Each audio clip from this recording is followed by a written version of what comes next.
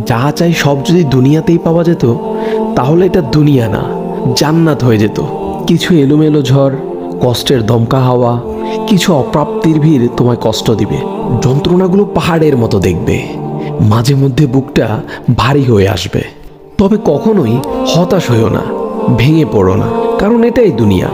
এখানে সব চাওয়া পূরণ হবার নয়। মন যা চায় তাই যদি পেতে চাও তবে অবশ্যই তোমায় জান্নাতে যেতে হবে। সেখানে তোমায় আর কোনো কষ্টই ছুতে পারবে না। এই যে ছোটোখাটো কষ্টগুলো তোমায় আঘাত করে, এগুলো মূলত তোমায় জান্নাতের নিকটবর্তী করে এবং আল্লাহর সন্তুষ্টির দিকে দ্রুত গতিতে নিয়ে যায়। আর এখানে সুখ দুঃখ কোনোটিই স্থায়ী নয়। এখানকার সব কিছুই সাময়িক, আর আখেরাত হলো চিরস্থায়ী। সেখানকার সুখ দুঃখ চিরস্থায়ী। ক্ষণস্থায়ী কষ্টগুলোর ব্যাপারে অত চিন্তা করে কি লাভ? আল্লাহ সুবহানাহু ওয়া তাআলা বলেন, জান্নাতে তোমাদের জন্য তোমাদের মন যা চাই তাই আছে।